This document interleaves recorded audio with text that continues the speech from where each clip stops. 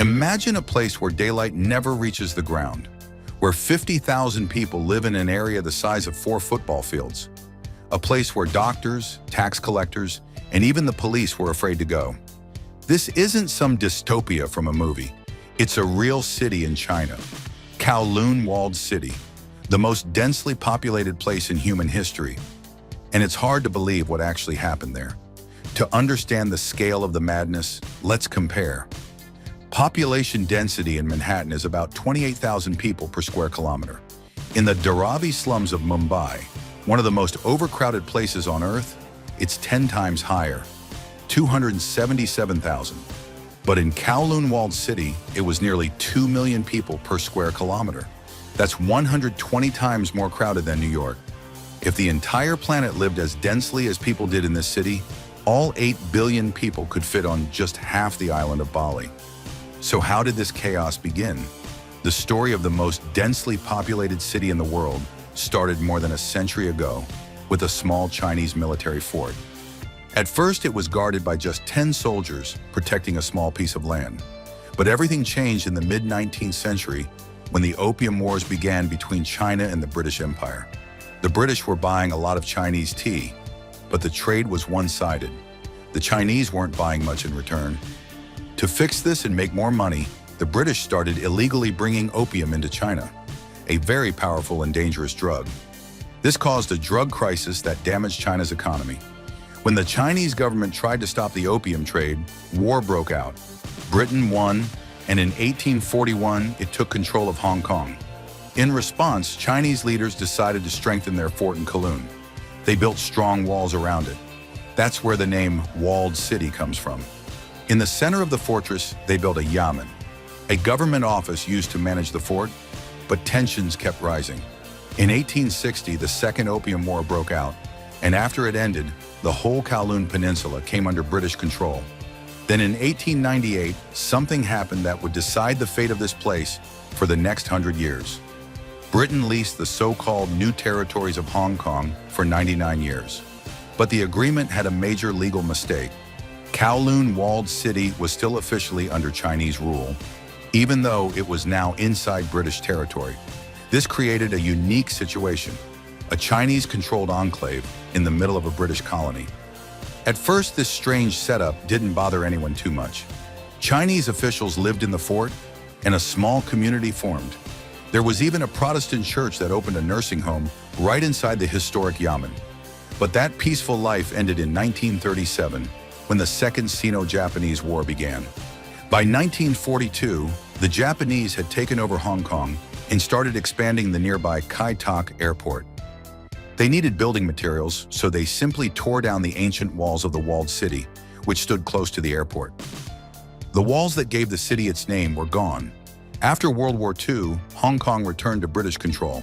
At the same time, in 1949, the People's Republic of China was founded and claimed Kowloon Walled City as its territory. But in practice, neither the British nor the Chinese wanted to take responsibility for the area. No one wanted to spend money or effort to control it. And that's when everything changed. The Chinese Civil War had created a huge wave of refugees fleeing to Hong Kong. Tens of thousands of people desperately needed cheap housing, and the walled city seemed like the perfect chance.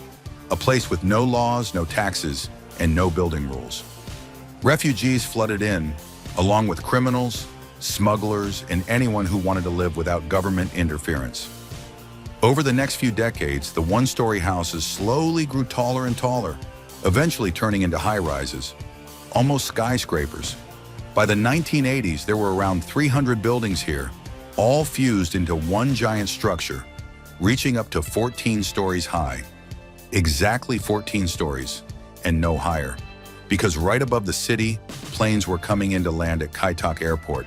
Building higher would mean a much greater risk that a plane might crash into the city. Imagine the scene. Children playing on rooftops, flying kites right under the wings of Boeing 747s, which passed just meters above their heads. But the nearby airport was far from the only problem in Kowloon Walled City. This place earned chilling nicknames like City of Darkness and City of Anarchy, and the authorities were simply too afraid to enter. Police, health inspectors, tax collectors, all avoided this neighborhood. When the police did have to conduct a raid, they only entered in large groups, never alone. And there was only one mailman for the entire city. He delivered letters to more than 10,000 apartments by climbing across balconies, walkways, and rooftops, often without ever touching the ground. Yes, you could cross the entire city from one end to the other without stepping on the ground even once. The buildings were packed so tightly together that walkways, bridges, shared balconies, and staircases connected everything. People lived like ants in a giant nest, and any outsider would get lost instantly. And on the ground itself, there was eternal darkness. The alleys were only 1 to 2 meters wide, with floors hanging over them from above, turning them into tunnels. Sunlight never reached the lower levels. Even on a clear day, people carried umbrellas not for rain, but to protect themselves from dripping dirty water and falling trash. There were only 2 elevators in the entire city, for all 300 buildings. Everyone else had to walk up and down on narrow, often homemade staircases. Most residents stole electricity by tapping into outside power lines. Wires hung and stretched everywhere, creating a deadly web. There were only 6 official water pipes in the whole city, so people had to carry buckets of water long distances, often from the ground to the very top floors. But the most shocking part was what happened inside the buildings. Almost anyone could call themselves a doctor or dentist. No education was needed. They treated patients right in their apartments, and what happened there could hardly be called medicine. Teeth were pulled with rusty pliers, surgeries were done with kitchen knives on dirty tables, without anesthesia, and in horrifyingly unsanitary conditions. Some local food stalls served meals that were banned in the rest of Hong Kong, like dog meat, and in filthy basements, hidden factories produced food that was later delivered to high-end restaurants in the city. No one ever guessed that luxury dishes served at night in Hong Kong's elite restaurants had been prepared in this chaos. The city was completely controlled by triads: Chinese criminal gangs, opium dens, illegal casinos, and brothels were everywhere. Businesses didn't pay taxes to the government, but they had to pay protection money to the gangs. In the 1970s, the authorities began launching rare but brutal raids. Large police forces stormed in, arrested criminals, seized drugs, and then disappeared again for a long time, leaving the city to its own fate. But here's the most surprising thing. Despite all the chaos, there was a kind of order in the city. Yes, a strange and unique order. There was a postal service. Letters were delivered to exact addresses, even though the address system was completely unofficial. Schools, kindergartens, and churches operated. People were born, grew up, started families, and ran businesses. There was a system of mutual help, the Kai Fong Committee, a kind of self-governing body that handled issues like lighting, cleaning, and social support. Neighbors knew each other and helped out in times of need. On the rooftops, the only place where you could see the sky, children played soccer, adults dried laundry and grew vegetables, and the elderly played mahjong. Many families had lived here for generations. For them, this wasn't hell, it was home. Despite the cramped conditions, the average apartment was only 40 square feet, or about 4 square meters. People still managed to create comfort. Rent costs just $5 per month, making it affordable even for the poorest residents. Hundreds of small factories operated in the city, from toy production to metalworking. It was a real industrial center, though completely underground. They made everything, from candies to plastic goods, which were then sold across Hong Kong and even exported to China. But this unique ecosystem was doomed. In 1984, Britain and China agreed that Hong Kong would be handed back to Chinese rule in 1997. The fate of Kowloon Walled City was sealed. Both governments agreed that this enclave was too dangerous, too unsanitary, and posed a risk to public safety. In 1987, the demolition was officially announced. The residents resisted desperately. Some even chained themselves to their doors, refusing to leave the only place they had ever called home. The government offered compensation, but for many, no amount of money could replace their lost community. Demolition began in 1993. One by one, the buildings that had housed tens of thousands of people for decades came crashing down. By 1994, nothing was left of Kowloon Walled City.